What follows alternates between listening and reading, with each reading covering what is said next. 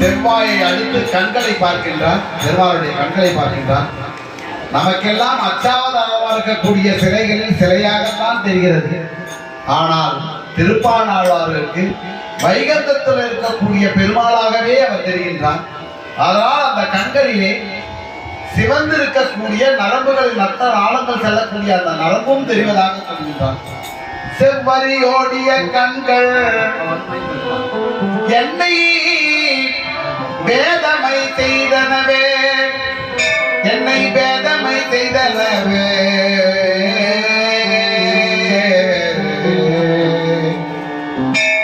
கண்கள் என்னை வேதமை செய்தனவே. அந்த கண்களை பார்த்தேன், நான் ஊமையாகிவிட்டேன்.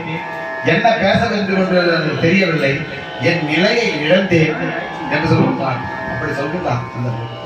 அடுத்தது ஆலமாமரத்தின் இளைமே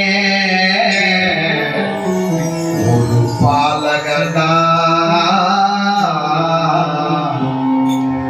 ஞானம் ஏழு உண்டான் அரங்கத்து வரவின் அணையா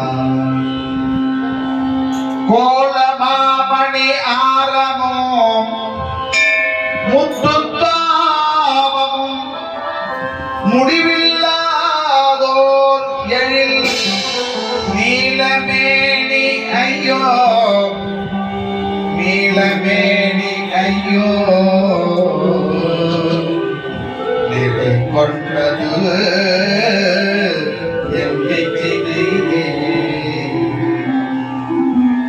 இந்த அண்ட சராசரங்களையும் அனைத்து மலைகளையும் உண்டவன். ஆளின் நிலை சிறியதாக இருக்கும், அதிலே தன்னை அடக்கிக் கொண்டு ஒரு பாலகனாக இருக்கும். இந்த உலகமே பிரம்மாண்டமாக இருக்கிறது. அனைத்து அண்டங்களையும் உண்டவன் பெருக்கெடுத்து பெரியவனாக இருப்பானே, அவன் இருப்பதற்கு அடங்குவதற்கு இடமே போதாதே என்று எண்ணுமா போல் இல்லாமல் ஆளின் இலை இருக்கக்கூடியதே அந்த இலையிலேயே தன்னை சுருக்கிக் கொண்டு சிறிய குழந்தையாக அதிலே வடிவெடுத்திருக்கிறார். ஆலமாமரத்தின் இலை மேல் ஒரு பாலகனாய் நாளவேழும் உண்டான் அரங்கத்து அளவில் அணையான் கோலமாமணி ஆரமும் முத்து தாமமும் முடிவில்லா